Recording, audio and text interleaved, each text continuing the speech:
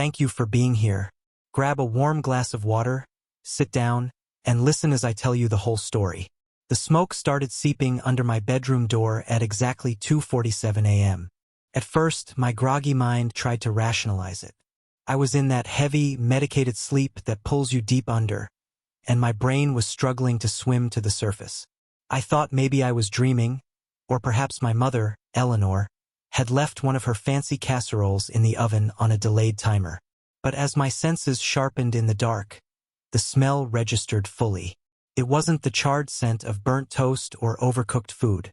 It was thick, acrid, and heavily laced with the sharp, chemical stench of gasoline. It was a heavy, suffocating odor that instantly coated the back of my throat, tasting like bitter poison, and made my eyes water uncontrollably. I jolted awake, my heart slamming against my ribs like a trapped bird trying to break free from a cage. The room, usually pitch black at this hour, was bathed in a faint, dancing orange glow coming from the half-inch gap beneath my solid oak bedroom door. I could hear the crackling sound now. It wasn't a small kitchen fire sputtering on a stove. It sounded like a massive, hungry bonfire was roaring to life right out in the second-floor hallway. The floorboards were actually vibrating with the force of it. Instinct kicked in, the primal human urge to run. I threw the heavy quilt off my body, gasping for air, and swung my legs over the side of the bed. But the moment my right foot hit the floor, a sharp, blinding pain shot up my leg, traveling all the way to my hip, completely shattering the illusion of escape. The heavy plaster cast, wrapping my leg from thigh to ankle, weighed me down like a concrete anchor. I let out a sharp, pathetic gasp, my knee buckling instantly, and I collapsed backward onto the mattress. Couldn't run. I couldn't even walk to the bathroom without help. "Mom! Dad!" I screamed, my voice tearing through the quiet room, rough and panicked. "Fire! There's a fire! Wyatt! Wake up!" I waited, my chest heaving. Silence. There was no sound of rushing footsteps on the stairs. No panicked shouts from my parents' master bedroom at the far end of the hall. No sound of my younger brother Wyatt complaining about being woken up in the middle of the night. There was nothing but the growing, ravenous roar of the flames, the hiss of the wood splintering under the intense heat, and the terrifying sound of the fire consuming the wallpaper just inches from my door. Panic, cold and sharp as a surgeon's scalpel, pierced my chest. I reached out blindly in the dark for my wheelchair, which was usually parked right by the nightstand. My hands were shaking so violently that I fumbled with the metal armrests, knocking a glass of water off the table. It shattered on the floor, but I couldn't even hear it over the fire. I nearly tipped the chair over entirely before I managed to lock the brakes, grab the handles, and haul my dead weight into the leather seat. I grabbed the cold metal wheels, pushing forward with all the upper body strength I could muster, my shoulders burning with the effort. I rolled toward the bedroom door and reached for the brass doorknob. The moment my fingers brushed the metal, I yanked my hand back with a shout of pain. It was blistering, searing hot. The heat radiating from the wood was so intense it felt like standing in front of an open blast furnace. Opening that door meant stepping into a literal inferno. The hallway was gone. "Help! Someone! Please!" I coughed violently as the thick black smoke began to billow higher, creeping up the walls and filling the upper half of my room with toxic soot. I spun the wheelchair around, my rubber tires skidding on the hardwood floor, and pushed frantically toward the large double windows facing the front yard. It was a straight 15-foot drop to the lawn, but I didn't care. I would gladly take a broken arm or a shattered collarbone over burning to death in this room. I reached up, unlatched the brass lock, planted my good foot on the floor for leverage, and shoved the bottom sash upward. It didn't move. I gritted my teeth, ignoring the violent stinging in my eyes, and pushed harder, using my shoulders and back. I expected the familiar screech of the old wooden tracks. Instead, the glass merely rattled in its casing, but the frame remained completely, stubbornly frozen in place. Felt like pushing against a solid brick wall. I peered closer through the glass, using the sleeve of my t-shirt to wipe away a smear of condensation and soot. The motion sensor security light from the driveway below suddenly flicked on, casting a harsh white glare against the exterior of the house. My breath hitched, the blood in my veins ran freezing cold, and a wave of nausea washed over me. There, driven deep into the white wooden trim on the outside of the house, were thick, heavy industrial screws holding large, solid planks of plywood tight against the window frame. They were fresh. The silver metal of the screw heads caught the glaring security light, gleaming with a sick, cruel intent. I looked frantically over at the second window. It was exactly the same. For heavy planks of wood, secured by dozens of thick screws, completely sealing me inside. They hadn't been there yesterday afternoon when I looked out at the street. I placed my trembling hands flat against the cold glass. The realization hit me with the force of a physical blow to the stomach, knocking the wind out of my lungs completely. This wasn't an electrical short in the wiring. This wasn't a candle left burning or an accident left unattended. My own family hadn't forgotten me in the chaotic rush to escape the house. They hadn't panicked and left me behind. They had left me here intentionally. The bizarre rumors they had been spreading to the neighbors about my mental health, the sudden isolation from my friends, the weird-tasting food that made me sleep for 14 hours straight. It all snapped into terrifying, crystal-clear focus. They nailed me in. They wanted me to burn. And they were probably standing safely out on the front lawn right now, wrapped in blankets, waiting for the roof of my bedroom to cave in. To truly understand how my own parents could coldly turn my childhood bedroom into a death trap, you have to understand the sick dynamic of my family. You have to understand exactly what happened 6 months before the fire, on the night my life was derailed. I was an architect. At 28, I was doing incredibly well for myself. I had worked 80-hour weeks to earn my spot. I had a great, modern apartment downtown, a solid 6-figure salary, and I was next in line for a major promotion at my firm to become a senior project manager. I was fiercely independent, driven, and most importantly, I was mostly removed from the toxic, suffocating environment of my childhood home. Then there was Wyatt. Wyatt was 25, the undisputed golden child, the baby of the family who could do absolutely no wrong. While I was pushed to excel, criticized for every B grade, and expected to pave my own way, Wyatt was coddled to an extreme degree. He was charming, manipulative, reckless, and chronically unemployed. He bounced from failed business venture to failed business venture. A craft brewery, a tech startup, a crypto trading scheme, always enthusiastically funded by our father, Robert. When Wyatt inevitably racked up massive gambling debts or maxed out credit cards, my mother, Eleanor, would secretly empty her own savings accounts to bail him out so Dad wouldn't find out the true extent of his failures. In their eyes, Wyatt was a misunderstood genius. It all shattered on a rainy, miserable Tuesday night in November. Wyatt had called me from a local dive bar on the outskirts of town. He was slurring his words so badly I could barely understand him, begging me to come pick him up. He said he was too drunk to drive his car, and he had gotten into a fight with the bartender. Against my better judgment, I left work early, drove my sedan through the pouring rain to the bar, and found him stumbling in the flooded parking lot, completely intoxicated. I managed to shove him into the passenger seat of his expensive sports car, a cherry red Porsche, a cheer-up gift from Dad after his last business failed, and told him I would drive his car safely back to his place and just get an Uber back to my own car later. Halfway home, flying down a slick, winding county road, Wyatt started arguing with me. He was belligerent, furious that I had calmly lectured him about growing up and taking responsibility for his messes. He screamed that I was a jealous loser. In a sudden, unpredictable fit of drunken rage, he reached over the center console, grabbing the steering wheel with both hands, and yanked it violently to the right. The heavy sports car hydroplaned instantly, the tires losing all traction on the slick asphalt. The world spun in a dizzying, terrifying blur of oncoming headlights, flashing wipers, and relentless rain. I slammed on the brakes, but it was useless. I remember the sickening, deafening crunch of expensive metal wrapping around the thick, unyielding trunk of a massive oak tree.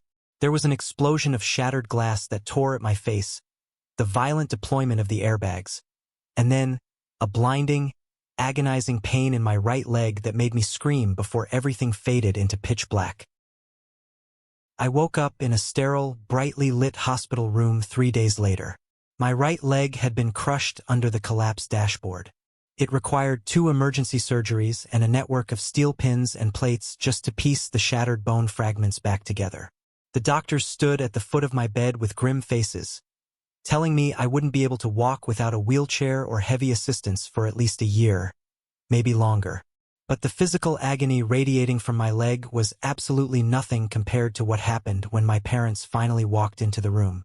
They didn't rush to hug me. They didn't ask the doctors how I was feeling. They didn't cry tears of relief that their eldest son had survived a horrific wreck. My mother rushed straight to the side of my bed, her eyes darting around the room frantically.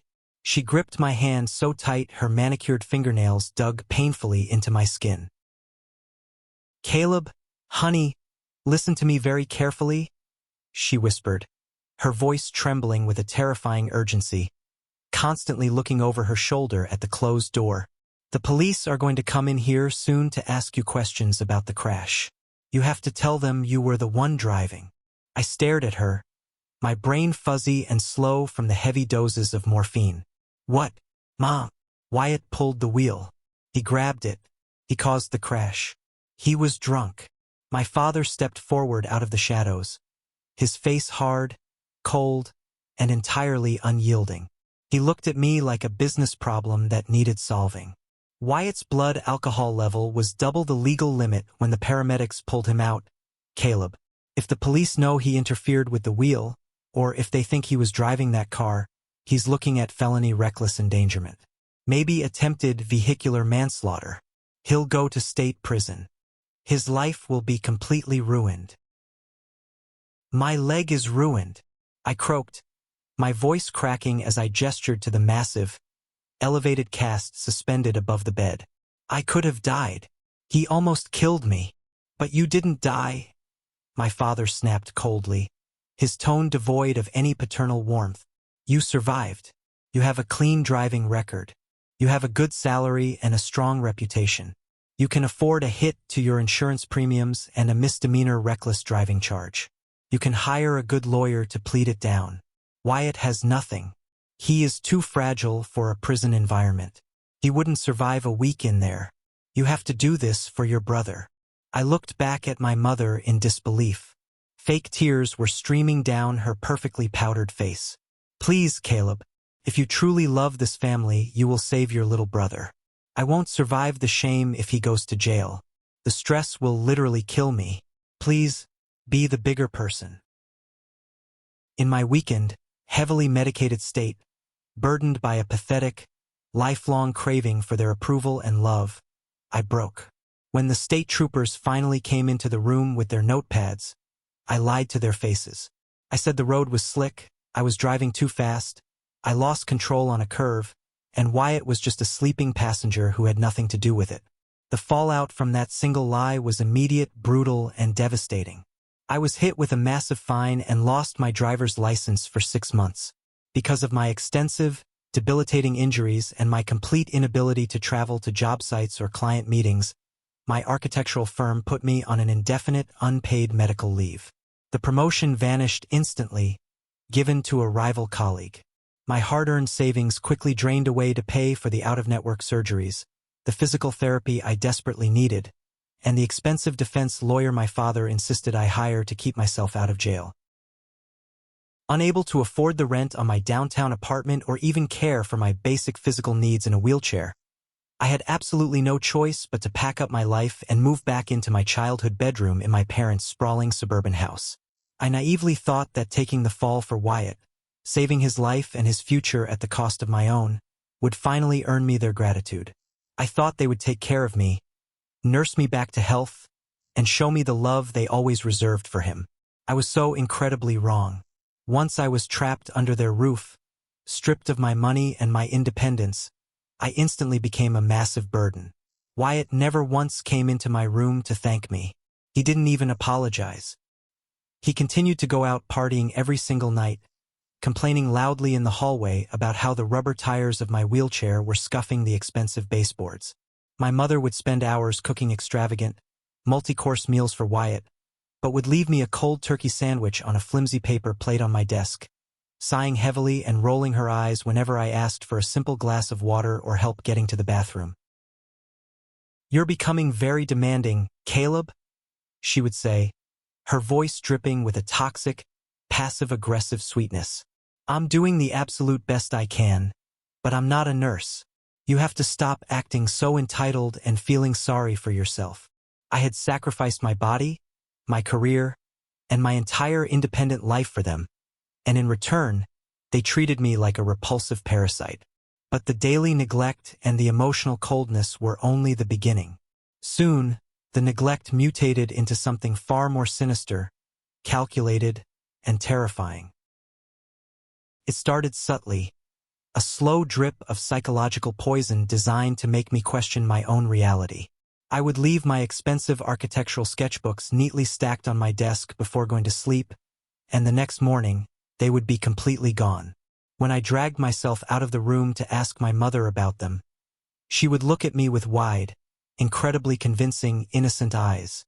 "You threw them in the trash yesterday afternoon, Caleb. Don't you remember?" she said, pausing from chopping vegetables. "You were crying uncontrollably, saying your career was over and you were useless. I tried to stop you, but you insisted. I didn't throw them away," I argued, my heart rate picking up in frustration. "I was just working on them before I went to sleep. I drew a new floor plan." She gave my father a sorrowful, exaggerated look across the kitchen island. "Robert, he's having those memory lapses again. The doctor at the hospital warned us that the trauma from the crash might cause some severe confusion and mood swings." I didn't have head trauma. My brain was fine. It was my leg that was shattered. But every single time I tried to defend myself, every time I pointed out a missing item or a conversation that never happened, they would seamlessly talk over me, using that calm, deeply pitying tone that makes you want to scream until your throat bleeds. Then came the systematic isolation. My best friend, Samuel, was the only person in the world who knew the actual truth about the car crash. He had been begging me to come stay on his couch, but his apartment was on the 3rd floor of a building with no elevator. Still, he loyally visited me every single week, bringing me coffee and keeping me sane. One gloomy Thursday afternoon, I was sitting in my wheelchair in my room, eagerly waiting for Samuel to arrive. I heard the front doorbell ring downstairs. I rolled my wheelchair quietly to the bedroom door, cracked it open just an inch, and listened closely to the voices in the foyer. "Oh, Samuel, I'm so incredibly sorry," my mother was saying, her voice thick with fake grief. "Caleb simply can't see anyone today. He's having a very, very bad episode." "Episode?" Samuel's voice sounded confused and instantly suspicious. "What do you mean? I talked to him on the phone yesterday. He sounded perfectly fine. He actually asked me to bring him a specific roast of coffee from downtown.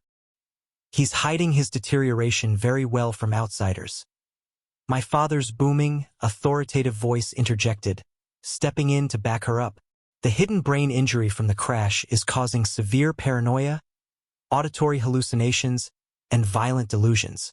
We've had to lock away all the kitchen knives and the household chemicals. It's best you don't agitate him right now.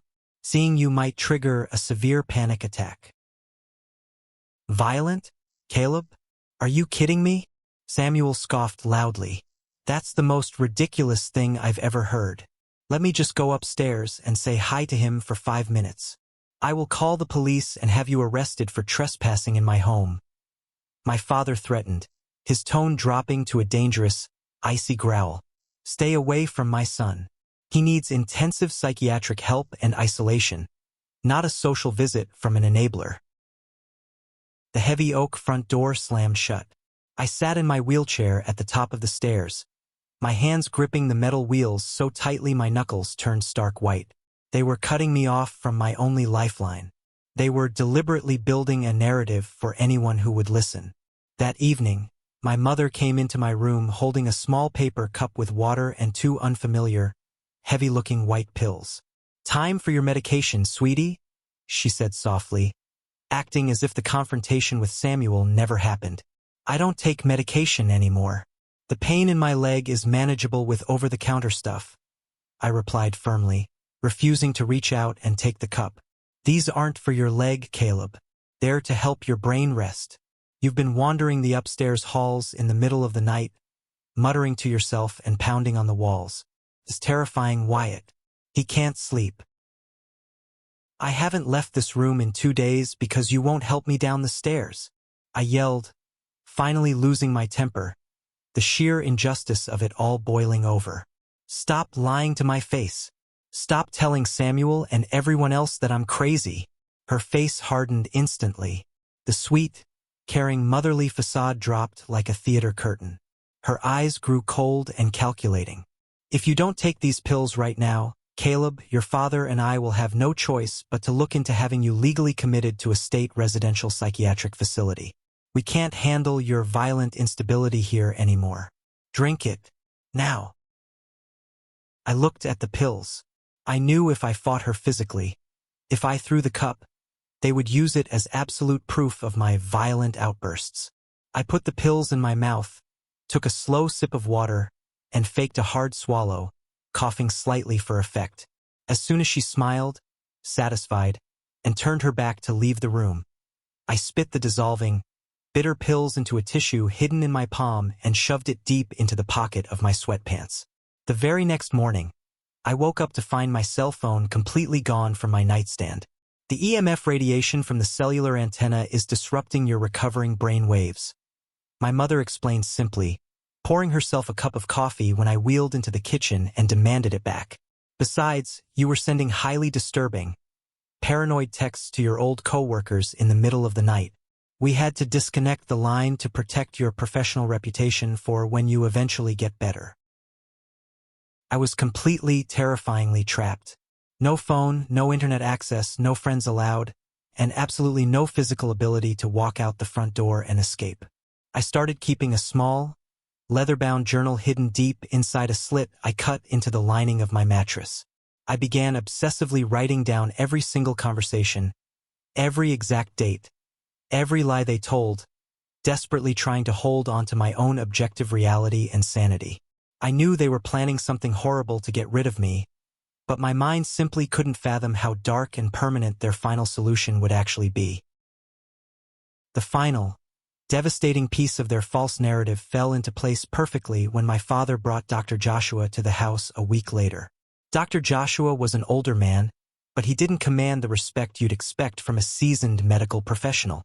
He arrived in a cheap, badly wrinkled suit, carrying a battered leather briefcase that looked like it had been chewed by a dog. He was sweating profusely despite the cool air conditioning, constantly dabbing his forehead with a handkerchief. He didn't look like a successful psychiatrist. He looked like a desperate man on the run. My parents brought him up the stairs to my room, introduced him briefly, and then conspicuously waited out in the hallway, pulling the door almost completely shut behind them. Dr. Joshua sat heavily on the edge of my bed, not even making eye contact with me. He pulled out a yellow legal pad and a cheap ballpoint pen. "So, Caleb," Dr. Joshua mumbled, staring intently at the floorboards, "your parents have expressed deep concern. They tell me you've been experiencing severe, debilitating depression since the accident, extreme paranoia, suicidal ideation. Tell me about your desire to hurt yourself." "I am not depressed, and I absolutely do not want to hurt myself," I stated clearly, keeping my voice perfectly calm and measured, refusing to give him any ammunition. "I am deeply frustrated because I am confined to a wheelchair with a shattered leg, and my parents have confiscated my phone, cut off my internet, and isolated me from my friends. They are actively lying to you to make me look unstable." Dr. Joshua didn't look up. He just nodded slowly, his pen scratching rapidly across the paper. "Patient exhibits severe paranoia. Firmly believes family unit is conspiring against him. Lack of touch with reality," he muttered under his breath as he wrote. "I heard you," I snapped, leaning forward in the wheelchair. Did you even listen to a single word I just said? Look at my leg. Look at the fact that there is no phone in this room. Ask them to give it back to me right now. If I'm crazy, let me call my primary care doctor at the hospital and get a second opinion. Patients suffering from severe traumatic brain injuries and post-traumatic stress often lack the basic cognitive insight to recognize their own deteriorating condition. Dr. Joshua said mechanically, reading his response as if from a memorized, legally approved script. Given your recent traumatic loss of your high-paying salary, the destruction of your career prospects, and your physical limitations, feelings of utter worthlessness leading to self-harm are incredibly common and expected. I am officially diagnosing you with major depressive disorder with psychotic features. I am prescribing a regimen of heavy sedatives and antipsychotics. He stood up abruptly after exactly 5 minutes. He didn't check my vitals. He didn't ask to see my medical records from the hospital. He didn't even ask about the details of the car crash. He just shoved his notepad back into his battered bag. As he opened the door to leave, my wheelchair was positioned right near the hinge. I held my breath, sitting perfectly still, listening intently as he stepped out into the hallway where my father was waiting in the shadows. Here is the finalized paperwork, Robert. Dr. Joshua's voice was a harsh, desperate whisper. The diagnosis is official and legally binding. Suicidal tendencies, high flight risk, paranoid delusions. But I need the rest of the cash today. I'm not kidding, Robert. My ex-wife's lawyer is taking me to family court for unpaid alimony tomorrow morning. And if I don't hand over 10 grand, the judge is going to throw me in county jail for contempt. Keep your damn voice down. My father hissed venomously. You will get the envelope when I see the stamped file in my hands. And remember our agreement. If anyone, the police, insurance adjusters, anyone, asks, he has been exhibiting these severe symptoms under your care for months. You are his sole, long-term treating physician. I know the drill, Robert. I wrote the dates retroactively. Just give me the money. This divorce is bleeding me completely dry. I slowly backed my wheelchair away from the door, my stomach twisting into a tight, sickening, agonizing knot. Dr. Joshua wasn't a real doctor trying to evaluate me. He was a desperate, debt-ridden fraud going through a brutal, financially ruinous divorce and custody battle. He had likely lost his license or was on the verge of it.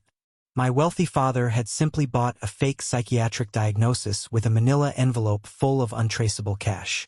But why? My mind raced, trying to put the terrifying puzzle pieces together. Why go through the incredible risk and trouble of establishing a fake, legally binding medical history? It wasn't just to cover up Wyatt's role in the car crash anymore. The car crash was already legally settled. The fines were paid. This was something entirely new. They were meticulously building a paper trail. They were creating a documented history to prove to the world that I was hopelessly unstable, that I was a danger to myself, that if I were to die suddenly, it wouldn't be a surprise or a murder investigation. It would be a tragic, expected suicide of a broken man. They were planning my funeral. Every night after that horrifying revelation, I dutifully pretended to swallow the heavy sedatives my mother brought me. I amassed a small, terrifying pile of white pills inside a hollowed-out dictionary on my bookshelf. I stayed awake late into the night, sitting in the dark, listening to the muffled sounds of my family living their lives downstairs, laughing at the TV, clinking wine glasses, completely unbothered.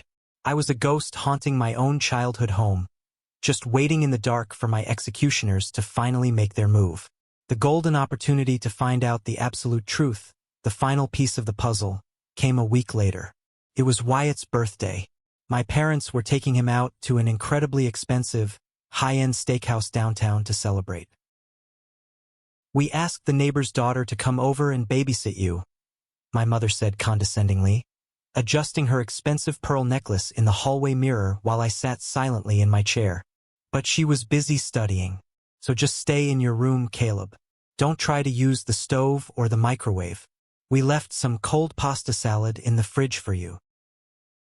They didn't even bother to lock my bedroom door. They confidently assumed the heavy doses of sedatives I was supposedly taking every night had turned me into a compliant, drooling zombie. I waited by the window, my heart pounding against my ribs, until I saw Dad's luxury sedan back out of the driveway and disappear down the street. I gave them another 10 minutes just to be absolutely sure they hadn't forgotten a wallet. As soon as the coast was clear, I wheeled myself out of my room, the rubber tires squeaking softly on the hardwood, and navigated down the long hallway to my father's home office. The heavy mahogany door was locked, as it always was. But my father was an arrogant creature of habit. I reached up, stretching my torso painfully, and ran my fingers along the dusty top ledge of the doorframe, retrieving the spare brass key he had hidden there since I was a child. I unlocked the door, pushed it open, and slipped inside. The office was dark, smelling strongly of expensive leather, old paper, and scotch. I wheeled over to his massive oak desk and started rapidly pulling open drawers. Most were locked, but the bottom file drawer slid open smoothly on its tracks. I began frantically flipping through the meticulously organized hanging folders. I saw utility bills, bank statements, and then a massive, shockingly thick folder entirely dedicated to Wyatt's credit card debts and legal troubles, staggering, ruinous amounts of money owed to underground casinos and loan sharks. My father was bleeding cash to keep Wyatt alive. Then, my fingers brushed against a thick, sealed manila envelope. The label, typed neatly on a sticker, read, C. Thompson Policy. I pulled it out, resting it on my lap. My hands were shaking so violently I could barely undo the red string clasp winding around the button. I pulled out a thick stack of crisp, densely worded legal documents. It was a life insurance policy. My life insurance policy. My eyes frantically scanned the dense, legal text, looking for the numbers. When I finally found the payout clause, all the blood completely drained from my face, leaving me cold, dizzy, and sick to my stomach. $2 million. I flipped with trembling fingers to the second page. The primary beneficiaries listed were Robert and Eleanor Thompson. The secondary beneficiary, in the event of their deaths, was Wyatt Thompson. I looked closely at the dates stamped at the bottom. The original policy had been taken out years ago, back when I first started my architectural job and they had co-signed for my student loans. It was a standard, responsible thing to do, but there was a new amendment securely stapled to the front page. The payout limit had been massively increased, jumping from $100,000 to $2 million. The effective date of the amendment was exactly 2 months ago, right around the exact time they started spreading the vicious rumors to the neighbors about my mental health. Right around the time Dr. Joshua, the fake psychiatrist, entered the picture to officially document my suicidal depression. A small, bright yellow sticky note was attached to the last page. It was written in my mother's elegant, looping cursive handwriting. It read, Robert, the grace period for the premium ends in November. We need to finalize the situation before October 15th, so the payout clears the bank in time to settle Wyatt's debts. He's getting physical threats from the collectors. I looked at the calendar on my father's desk. Today was October 12th. I dropped the papers back into the drawer as if they were literally burning my flesh. It all made horrifying, flawless, perfect sense. Wyatt was in deep, potentially fatal trouble with very dangerous people. My father was practically broke, his liquidity destroyed from years of bailing out his golden child. They had drained my college fund years ago, and now, because of the accident Wyatt caused, I had no salary, no savings, and nothing left to give them. Except my life. If a deeply depressed, suicidal man with a legally documented, severe psychiatric history accidentally died in a tragic house fire, the insurance company would pay out the claim without a second thought. $2 million. It was more than enough to save the golden child, pay off the loan sharks, and secure my parents' lavish retirement lifestyle. I wasn't a son to them anymore. I hadn't been for a long time. I was just a winning lottery ticket on a wheelchair, and they were finally ready to cash it in. I carefully put the files back exactly as I had found them, ensuring every paper was aligned. I locked the office door, returned the brass key to the top of the frame, and wheeled back to my room. I sat in the gathering dark for hours. I didn't cry. The betrayal was too incredibly deep, too absolute, too mind-shattering for tears. The family I had loved, the mother who raised me, the brother I had sacrificed my own leg and career to save, were going to murder me in cold blood within the next 3 days. That brings us back to the horrifying reality of the night of the fire. October 14th, the night before their deadline. My mother had brought me an even larger dose of white pills that night, standing over me and watching me closely to ensure I swallowed them. I used my usual trick, hiding them deep under my tongue, smiling weakly at her, and washing them away with a large gulp of water later. I lay in bed, fully awake, my heart thudding against my ribs. I was fully dressed in heavy sweatpants and a t-shirt, waiting in the suffocating, silent darkness of my room. At 1:30 a.m., I finally heard it. It wasn't a loud, violent bang. It was a low, mechanical, rhythmic whirring sound coming from just outside my second-story window. Bzzzt. Bzzzt. Bzzzt. I carefully lifted the quilt, wincing as a jolt of pain hit my leg, and quietly hauled myself into my wheelchair. I rolled slowly, agonizingly silently across the thick carpet toward the window. The heavy curtains were drawn tightly shut. I reached out with a trembling index finger and parted the fabric just a fraction of an inch, pressing my eye to the glass. The motion sensor security light outside had been triggered. A tall, heavy-duty aluminum ladder was propped against the vinyl siding of the house. Standing near the top of the ladder, perfectly level with my window, was a figure dressed in a dark black hoodie and jeans. The figure was holding a yellow DeWalt power drill, pressing a long, thick metal screw through a pre-drilled hole in a thick sheet of heavy plywood, driving it deep into the solid wooden window frame. The figure leaned back slightly to grab another screw from his pocket, and the sudden motion caused his hood to slip back, revealing his face in the harsh security light. My breath caught painfully in my throat. It was Wyatt, my own younger brother, the brother whose freedom from prison I had bought with my own shattered body. He wasn't just aware of the sick insurance plan. He was the willing executioner. I watched, completely paralyzed by a sickening, swirling mixture of absolute horror and profound, world-ending sorrow, as he worked with calm, terrifying efficiency. He had clearly pre-cut the heavy boards and meticulously drilled the pilot holes earlier in the afternoon when he loudly claimed he was cleaning the gutters before the storm. Now, under the thick cover of darkness, while his brother supposedly slept in a drugged stupor inside, he was simply sealing the tomb. He drove the final screw into the top right corner of the plywood. As the drill spun down with a whine, Wyatt paused. He leaned forward, resting his hand against the wood, his face just inches from the glass, peering intently into the dark room. Our eyes met perfectly through the tiny, 1-inch crack in the curtains. For a terrifying second, time simply froze. I saw his face clearly in the glaring white light. There was absolutely no hesitation, no guilt, no remorse. His eyes were cold, dead, and utterly devoid of humanity. He looked at me the way a butcher looks at a piece of meat. He didn't flinch. He didn't gasp. He just casually pulled his black hood back up over his head, grabbed the drill, and descended the ladder quickly, disappearing into the pitch blackness of the yard. A single tear finally escaped my eye, tracing a hot, burning path down my cheek. The Caleb who unconditionally loved his family, who always wanted to protect his little brother, died right then and there. The man left sitting in that wheelchair was someone entirely different. Someone who refused to be a quiet, sacrificial lamb for their debts. Exactly 30 minutes later, the unmistakable, sickening smell of gasoline hit me. It wafted up through the floorboards and the air vents from the basement, directly beneath my room. They had chosen the origin point with cruel precision. The basement was full of highly flammable old paint cans, thinners, and stacks of dry cardboard boxes.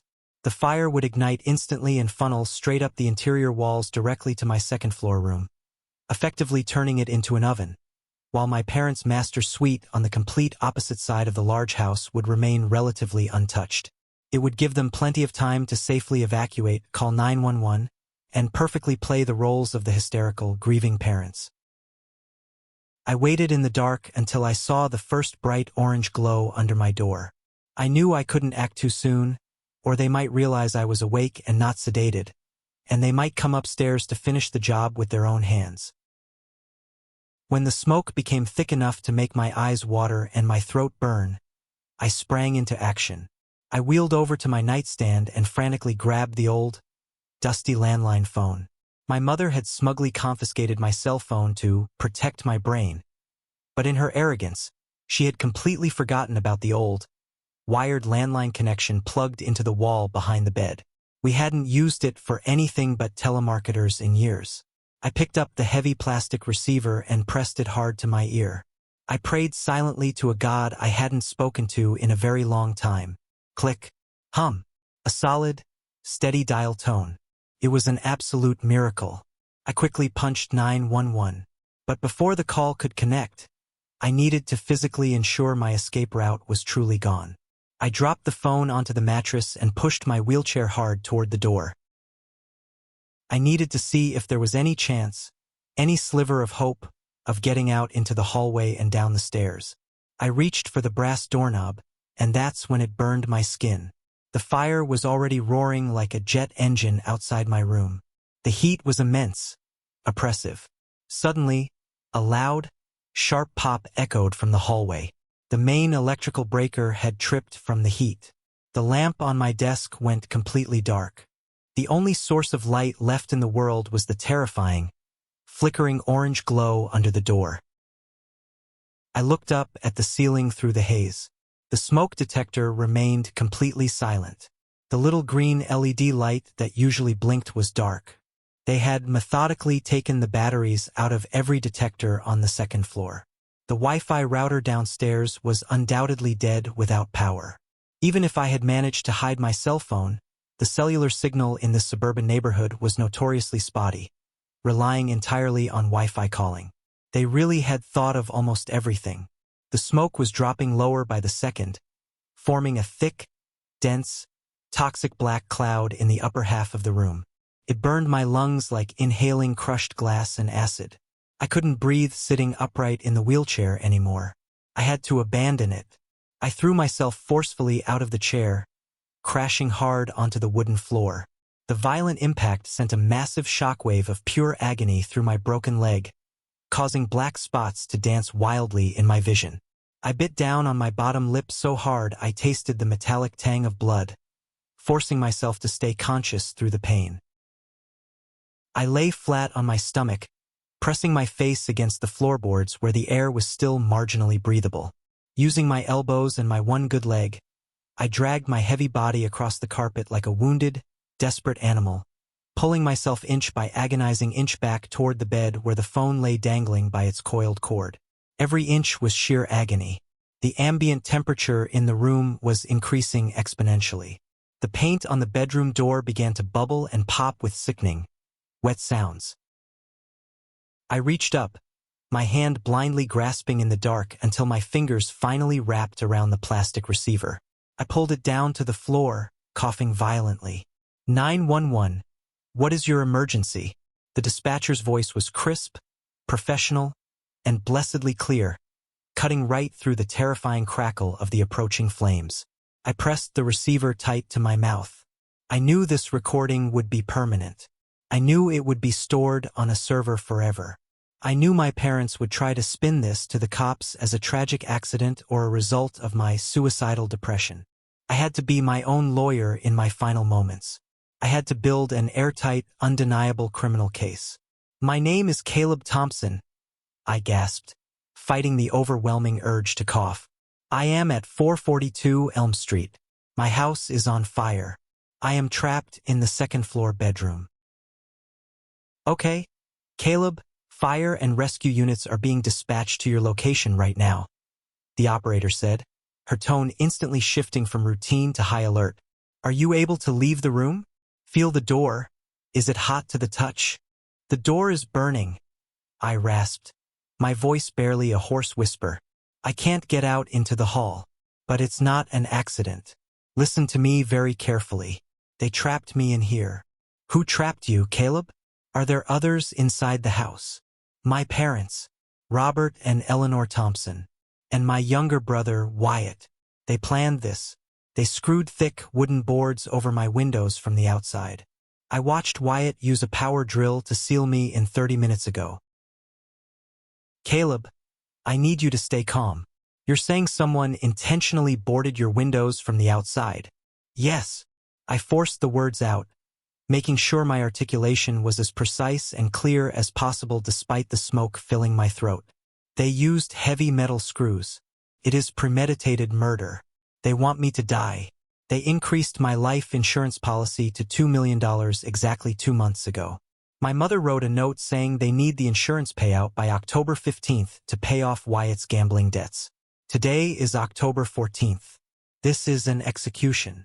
There was a fraction of a second of stunned silence on the line. The dispatcher realized instantly she wasn't just handling a routine house fire. She was recording a murder in progress, gathering a dying declaration. I have all of that documented, Caleb. Her voice grew incredibly serious, dropping an octave. The police are responding code 3 along with the fire department. They are less than 2 minutes away. I need you to get as low to the ground as possible to avoid the smoke. I am on the floor. My leg is broken in a cast. I can't walk. Okay, do not hang up. Do you have anything heavy you can use to break the glass?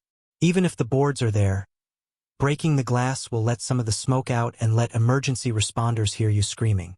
I'll try. Leave the phone off the hook, Caleb. I am staying right here on the line with you until they get you out. I dropped the phone on the carpet. The audio recording was secure. I had successfully laid out the exact motive, named the suspects, detailed the financial timeline, and described the exact method of the crime. Now, I just had to survive the heat and the smoke long enough to see them burn in a courtroom. I looked around the dark, increasingly smoky room. My wheelchair was tipped over nearby, useless. Couldn't lift it. I needed something heavy, solid, but manageable from the floor level.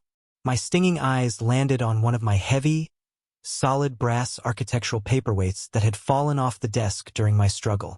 I dragged myself over to it, my heavy plaster cast dragging like dead weight behind me. I grabbed the cold brass, my fingers slipping on my own sweat. I crawled toward the window. The heat was unbearable now, like standing on the surface of the sun. The bottom of the wooden bedroom door was turning completely black, small licks of orange flame finally curling around the edges and eating into the room. I reached the wall beneath the window. I pushed myself up onto my one good knee, using the windowsill for painful support. The smoke up here was blinding and suffocating. I squeezed my eyes tightly shut, reared my arm back, and slammed the heavy brass paperweight into the center of the glass pane with all my remaining, desperate strength. Crash. The glass shattered outward, but the satisfying sound was instantly muffled by the thick plywood right behind it. I hit it again and again, clearing the jagged, dangerous edges from the wooden frame, cutting my knuckles in the process. Fresh, incredibly cold night air hit my face through the tiny cracks between the wooden planks. I pressed my nose hard against the gap, sucking in the oxygen like a drowning man breaking the surface of a dark ocean. Through a small, half-inch gap between the heavy boards, I could see the neighbor's house across the fence. Mr. Andrews' house. A light suddenly flicked on in his upstairs bedroom. A moment later, I saw Mr. Andrew, an elderly man who always kept his lawn meticulous, step out onto his back patio in his bathrobe. He had a bright tactical flashlight in his hand, his golden retriever barking frantically beside him. He shined the powerful beam directly toward my house. The bright light illuminated the thick black smoke pouring out from the eaves and the fresh, unpainted plywood screwed securely over my window. "Mr. Andrew!" I screamed, pushing my face hard against the rough wood, splinters biting into my cheek. "Help! Andrew! Over here! They trapped me!" He stopped dead in his tracks, moving the flashlight beam directly onto my window. He saw the broken glass glinting in the light. He saw the tips of my bloody fingers pushing desperately through the narrow crack. I saw him drop the flashlight on the grass and turn, sprinting back into his house faster than I had ever seen an old man move in my entire life. Sirens. Faint at first, a distant wail in the night, then rapidly growing louder and more urgent. The beautiful sound of fire trucks and police cruisers cut fiercely through the night air. "They're coming, Caleb. I hear them. Hold on." The dispatcher's voice echoed faintly from the phone lying on the carpet behind me. The flames finally broke completely through the bedroom door. A terrifying wall of solid fire roared into the room, instantly igniting the carpet and the bedsheets. The heat was a physical, crushing force, pressing down on my back, searing the skin through my t-shirt. All the remaining oxygen was violently sucked out of the room. I slid down the wall, my strength entirely gone, collapsing back onto the floor. My vision tunneled into a tiny, dark pinpoint. The very last thing I heard before the suffocating darkness took me completely was the beautiful, violent, saving sound of heavy steel axes smashing against the front door downstairs. The sound was like a cannon going off inside my head. I was floating in a dark, suffocating void, my lungs burning, my mind completely detached from the agonizing pain in my shattered leg. But that sound yanked me violently back to reality. It was a massive, splintering crash, wood tearing, metal bending. Another crash followed, louder this time. The heavy oak bedroom door, the one my parents had hoped would hold long enough to turn my room into a crematorium, exploded inward in a shower of burning splinters and black ash. Through the narrow slits of my swollen eyes, I saw a massive figure silhouetted against the raging inferno of the hallway. It was a firefighter in full heavy turnout gear holding a massive steel axe. He looked like an armored knight stepping out of hell itself. He swept a high-powered flashlight across the dense smoke filling the room. The beam cut through the black clouds, illuminating the overturned wheelchair, the shattered window glass, and finally, my crumpled body lying limp on the floorboards. "I have a victim!" His voice boomed through his oxygen mask, distorted but incredibly loud. "Second floor, Alpha side bedroom. He is down but conscious." He didn't hesitate. He dropped the axe and rushed toward me, his heavy boots thudding against the floor. He dropped to his knees beside me. I tried to speak, to tell him about the screws in the window, to tell him about the insurance money, but all that came out was a wet, pathetic wheeze. My throat was completely raw, coated in toxic soot. "Do not try to talk, buddy. I have you," he said. His gloved hands were incredibly strong. He reached under my armpits and hauled me up. He didn't care about the heavy plaster cast dragging behind me. He simply hoisted my entire body over his broad shoulder like I weighed absolutely nothing. The heat in the hallway was unimaginable. As he carried me through the doorway, the flames actively licked at his protective jacket. Entire sections of the floral wallpaper my mother had picked out years ago were peeling off in burning strips. The house was screaming as the fire consumed the structural beams. He moved fast, thundering down the wooden staircase that was rapidly turning to charcoal. The smoke was so thick I couldn't see the front door, but I felt the sudden, shocking blast of cold October night air hit my face. We burst out onto the front lawn. The sudden influx of pure oxygen made my lungs spasm violently. The firefighter laid me down gently on a bright yellow tarp spread across the damp grass. Instantly, 2 paramedics were swarming over me. Bright lights flashed everywhere. Red and blue strobes painted the trees and the neighboring houses in chaotic, spinning colors. A clear plastic oxygen mask was clamped firmly over my nose and mouth. I took a deep, shuddering breath. The cool, clean oxygen tasted sweeter than anything I had ever experienced in my entire life. I was alive. Against all their careful planning, against the plywood and the screws and the gasoline, I was actually alive. I turned my head slightly to the left, peering through the chaotic blur of running firefighters and thick water hoses snaking across the driveway. Standing near the back of an ambulance, wrapped in silver thermal emergency blankets, were my parents and my brother, Wyatt. They were putting on the performance of a lifetime. My mother, Eleanor, was currently gripping the arm of a young police officer, her face buried in his shoulder as she unleashed loud, theatrical, hysterical sobs. "My son! My poor, sick boy!" she wailed, her voice carrying over the roar of the fire engines. "He's trapped in there. We tried to get to him, but the smoke was just too thick. He locked his door. The smoke alarms malfunctioned. We didn't hear anything until it was too late." My father stood next to her, looking appropriately grim and devastated. He had a smudge of soot perfectly placed on his forehead to show he had supposedly tried to fight the fire. He was patting Eleanor's back, shaking his head tragically. "He has been suffering from severe paranoid delusions," my father told a second officer, his voice dripping with fake, heavy sorrow. "We've been consulting with a psychiatrist. He thought we were out to get him. He must have started the fire himself in a manic episode and barricaded the door. And then there was Wyatt, the golden child, the executioner. He was sitting on the bumper of the ambulance, his head in his hands, perfectly playing the role of the traumatized younger brother.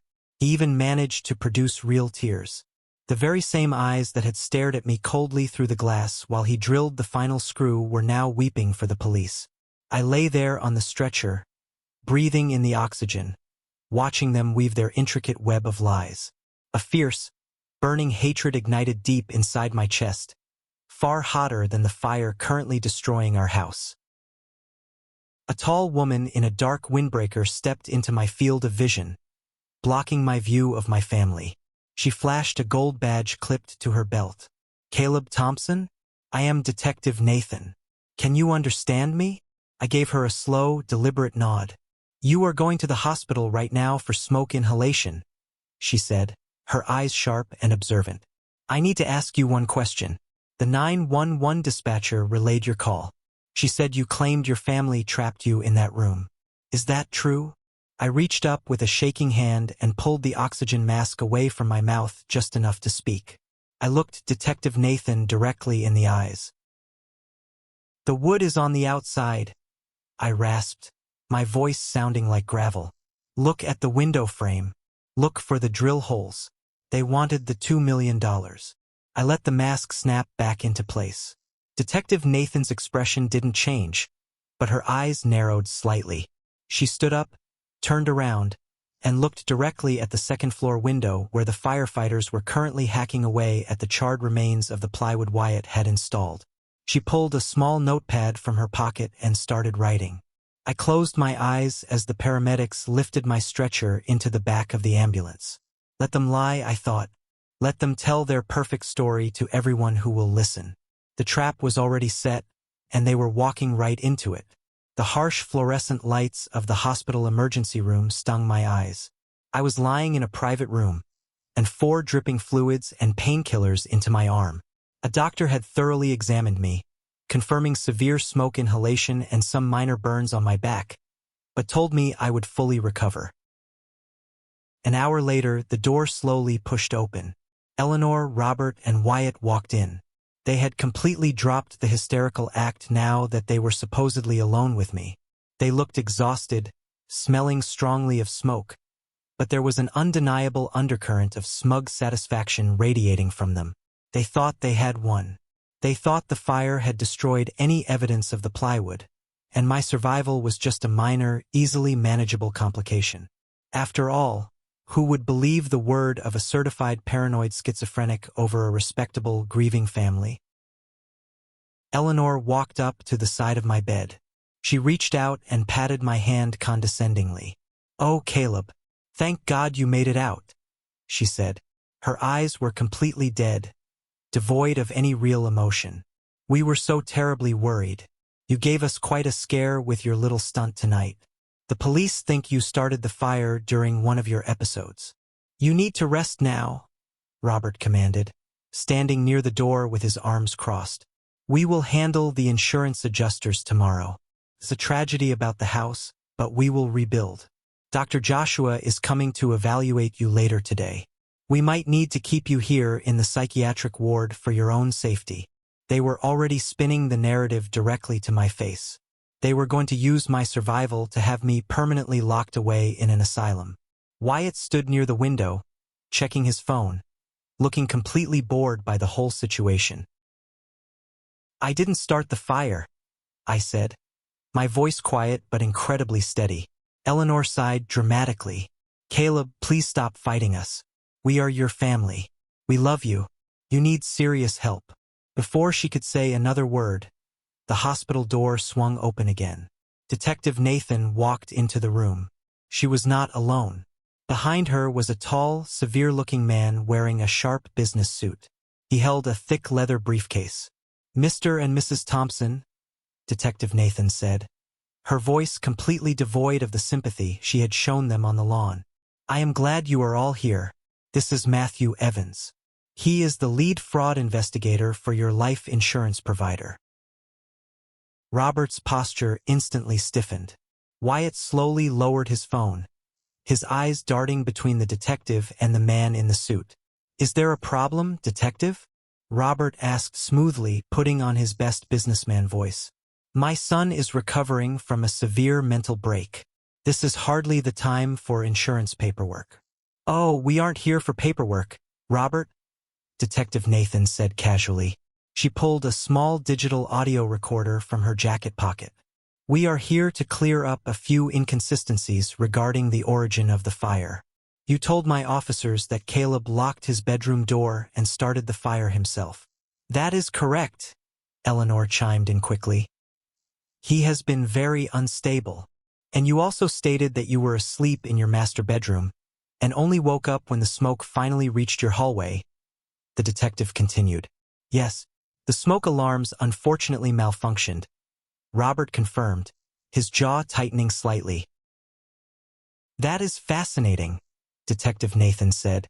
She pressed a button on the side of the digital recorder. "Because Caleb made a 911 call from a landline in his bedroom. He didn't hang up the phone. The dispatcher recorded the entire event until the fire melted the wires. I want you all to listen to something." She hit play. The audio was incredibly clear, the room filled with the terrifying, crackling sound of the roaring fire. Then, my own desperate, raspy voice echoed from the small speaker. "They screwed thick wooden boards over my windows from the outside. I watched Wyatt use a power drill to seal me in 30 minutes ago." Eleanor visibly flinched. The color instantly drained from Wyatt's face.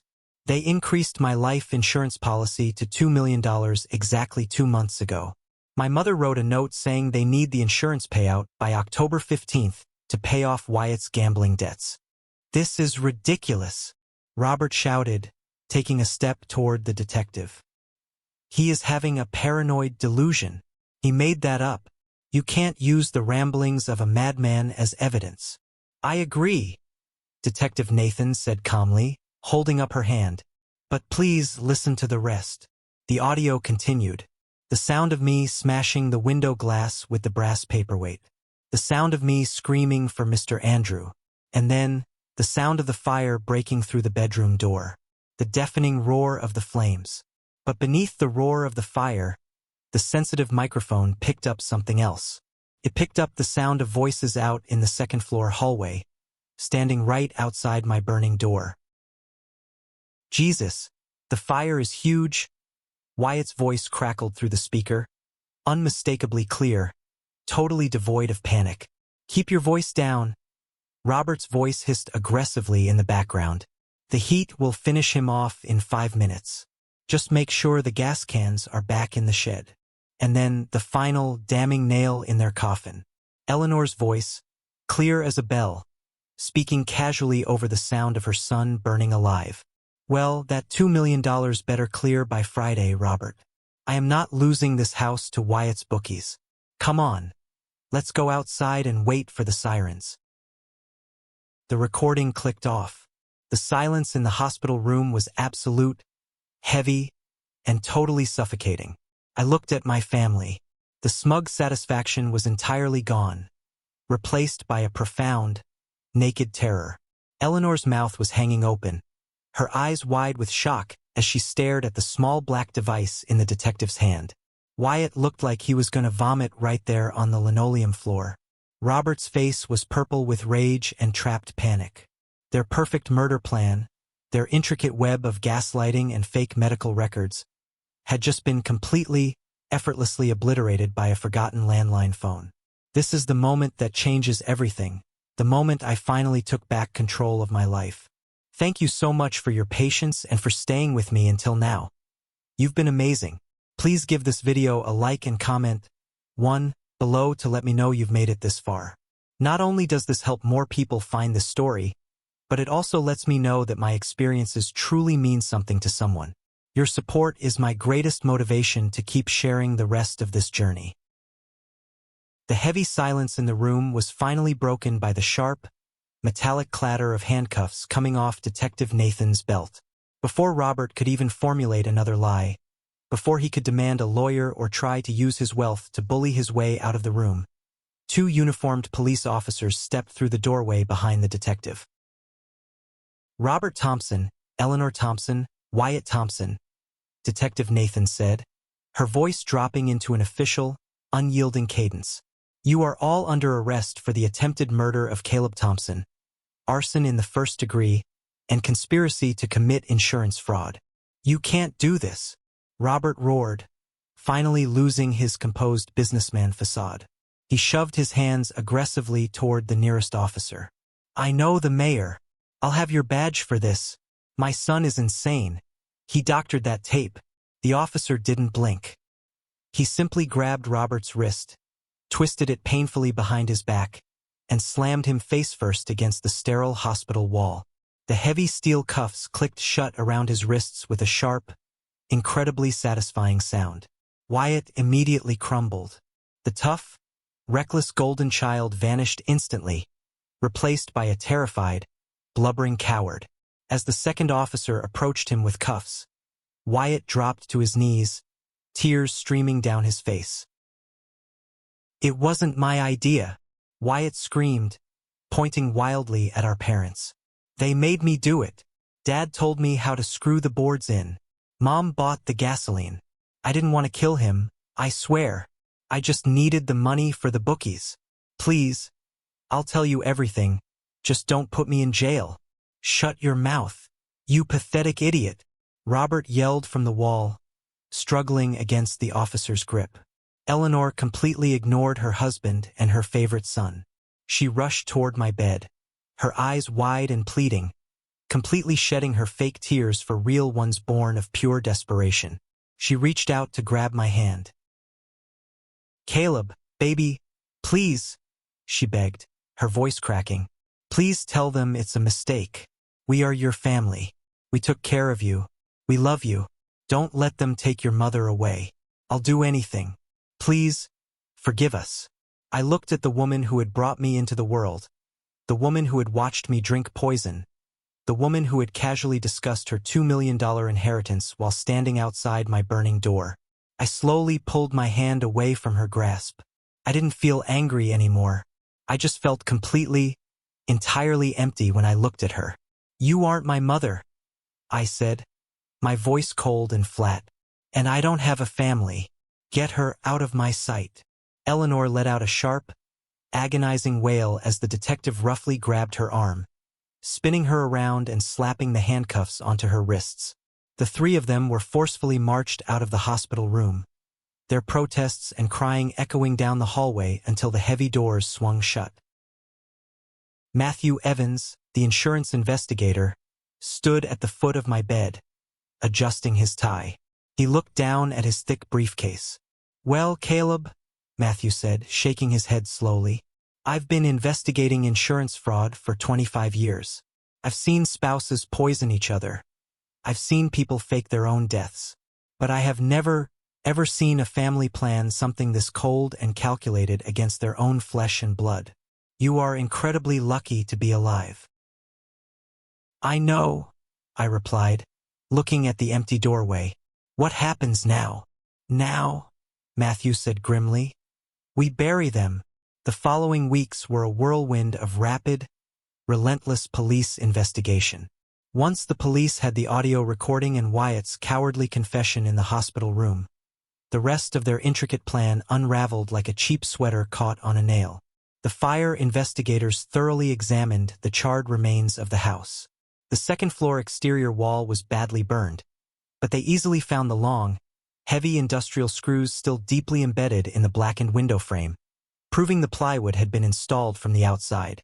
In the detached garage, which had survived the fire, police found the DeWalt power drill hidden under a tarp. It was covered in Wyatt's fingerprints. They also found the exact receipt from a local hardware store, dated 2 days before the fire, showing a cash purchase for 4 thick sheets of plywood and a massive box of exterior screws. But the most satisfying domino to fall was Dr. Joshua. Armed with my testimony and the recording, Detective Nathan paid a visit to the disgraced psychiatrist's miserable little apartment. Faced with accessory to attempted murder charges, Dr. Joshua completely folded in less than 10 minutes. He handed over the envelope of cash my father had given him, along with the fake medical file he had generated.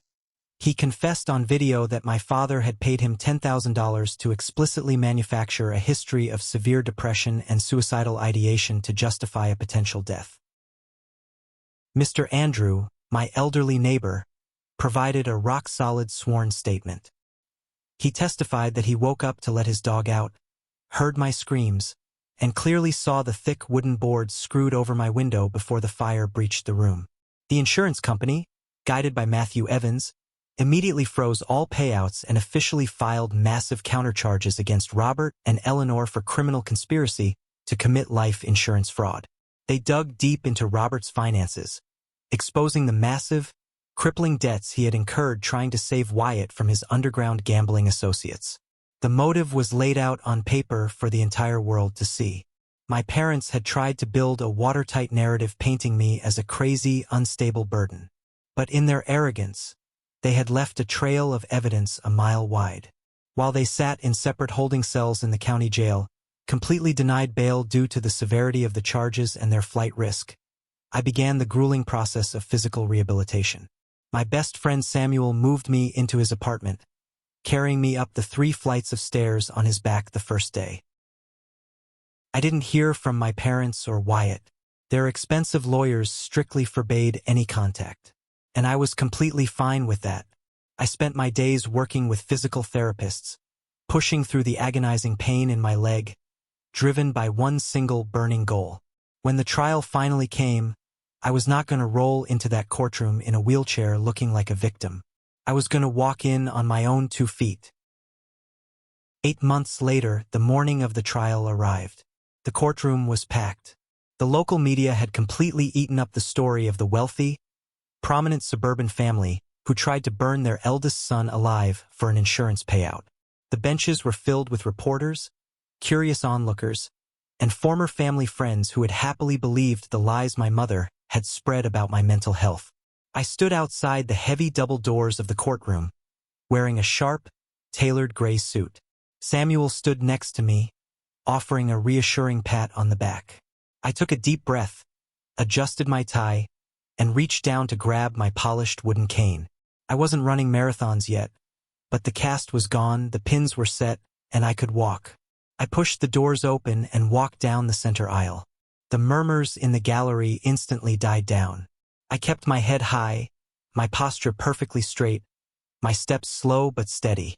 I didn't look like a broken, depressed man. I looked like a survivor. I took my seat behind the prosecutor's table. Across the room, sitting at the defense table, were Robert, Eleanor, and Wyatt. They were stripped of their expensive suits and pearls, wearing identical bright orange county jail jumpsuits. They looked haggard, aged, and terrified. Robert had lost weight, his face sagging. Eleanor's hair had gone completely gray at the roots. Wyatt refused to even look in my direction, staring at his hands resting on the table. When it was my turn to take the witness stand, I walked up the steps without assistance. I placed my hand on the Bible and swore to tell the truth. For 3 grueling hours, the lead prosecutor led me through the entire horrific timeline. I told the jury about the car crash, about taking the fall to save Wyatt from prison. I detailed the systematic gaslighting, the isolation, the confiscated phone, and the fake psychiatric diagnosis from Dr. Joshua. I described, in vivid, unwavering detail. The terror of waking up to the smell of gasoline, discovering the screws in the window frame, and watching my brother drill the final board into place. The defense attorney, a slick, expensive lawyer paid for by liquidating the last of my father's assets, tried his absolute best to tear me apart on cross-examination. He aggressively waved Dr. Joshua's original fake medical file in the air. "Mr. Thompson," the lawyer sneered, pacing in front of the jury box, "isn't it true that you were suffering from severe, documented delusions? Isn't it possible that in a manic state, you nailed your own windows shut, started the fire to punish your family, and then conveniently forgot the details due to your head trauma?" I didn't flinch. I leaned forward into the microphone, my voice echoing clearly through the silent room. I didn't have head trauma. I had a broken leg. The man who wrote that file confessed to the FBI that my father paid him $10,000 in cash to lie. My brother confessed to drilling the screws himself. And my parents were recorded discussing their $2 million payout while I was screaming for help behind a burning door. I am not crazy. I am just the son they decided they didn't need anymore. The defense attorney had no response. He just looked down at his notes and quietly walked back to his seat. The trial lasted exactly 4 days. The prosecution played the 911 tape twice. They brought in Mr. Andrew, Dr. Joshua, the hardware store clerk who sold Wyatt the plywood, and Matthew Evans from the insurance company. The evidence was an absolute crushing avalanche. The jury deliberated for less than 3 hours. When the foreman stood up to read the verdict, the courtroom was so quiet you could hear a pin drop. On the count of attempted murder in the first degree, we find the defendant, Robert Thompson, guilty. We find the defendant, Eleanor Thompson, guilty. We find the defendant, Wyatt Thompson, guilty. The foreman read through the list of charges: arson, conspiracy, insurance fraud, reckless endangerment. Guilty, guilty, guilty across the board for all 3 of them. Eleanor finally broke down, letting out a horrific, guttural scream as the reality of her future set in. Robert slumped forward, burying his face in his hands. Wyatt just sat there, completely frozen in shock. The sentencing hearing was held a week later. The judge, an older, stern woman who had listened to the entire trial with a look of absolute disgust, looked down from her bench directly at my parents. "In my 30 years on the bench, I have seen many terrible crimes," the judge said, her voice dripping with righteous anger. "But the level of cold, calculated malice displayed in this courtroom is truly staggering. You did not just attempt to murder a human being for financial gain. You systematically tortured your own flesh and blood. You tried to steal his sanity, his reputation, and his life, all to cover the debts of a reckless child." She locked eyes with my mother. "Mrs. Thompson, you sat outside a burning room and worried about your bank account while your son fought for his life. You are completely devoid of basic human empathy. You do not deserve to live freely in civilized society." The judge slammed her gavel down with finality. Robert, Eleanor, and Wyatt were all sentenced to life in state prison, with absolutely no possibility of parole. They were going to die behind bars. As the bailiffs moved in to chain them together and lead them out of the courtroom, Eleanor turned her head, looking at me sitting in the gallery. Her eyes were wide, begging for a single shred of the forgiveness I used to freely give them. I simply stood up, adjusted my jacket, turned my back on her, and walked out the heavy wooden doors into the bright sunlight. I never looked back. The years following the trial were a long, slow process of completely rebuilding my life from the ashes up. The insurance company, realizing how close they had come to paying out $2 million to murderers, offered me a substantial, quiet settlement to avoid any bad press regarding their lack of initial oversight on the policy increase. Combined with the eventual sale of the burned suburban lot where the house used to stand, I had more than enough money to start completely fresh. I didn't stay in that city. The memories were too heavy, the pitying looks from old acquaintances too suffocating. Samuel and I packed up our lives and moved 3 states away, settling in a quiet, vibrant town nestled in the mountains. I legally changed my last name, severing the final, invisible tie to Robert, Eleanor, and Wyatt. I was no longer a Thompson. That bloodline ended with me. I used the settlement money to start my own boutique architectural firm. I poured all my trauma, all my complex emotions, into my work. I became obsessed with light, space, and freedom. I designed and built my own house on a beautiful piece of land overlooking a valley. It is a stunning, modern home, but it has one very specific, defining feature. There are no small, heavy wooden windows. The entire back wall of the house is made of massive, floor-to-ceiling reinforced glass panels that slide open completely to the outside air. There are no thick frames to drill into. There are no hidden locks on the outside. Every single room is flooded with bright, natural sunlight, and every door opens freely. I designed a house where it is physically impossible to ever be trapped. I still have nightmares sometimes. I wake up in the middle of the night, my heart pounding, swearing I can smell the sharp, acrid scent of gasoline and burning wood. But then I look out through the massive glass walls. I see the quiet stars shining over the mountains, and I breathe in the cool, fresh air, and I know I am safe. Sometimes, when I'm sitting on my deck drinking my morning coffee, I roll up the sleeve of my shirt and look at the pale, jagged burn scars that run along my right shoulder and back. Most people try to hide their scars. They cover them with tattoos or long sleeves, ashamed of the visible reminder of their trauma. But I don't hide mine. I trace the raised lines with my fingers, feeling the uneven texture of the skin. These scars are my medals. They are the absolute, undeniable proof that I went through the fire and I did not burn. They are a reminder that the people who were supposed to protect me tried to destroy me, and they failed miserably. My parents thought they could manipulate my reality.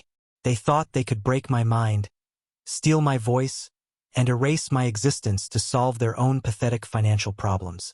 They thought a few heavy screws and a match would be the end of my story. But they forgot one crucial thing.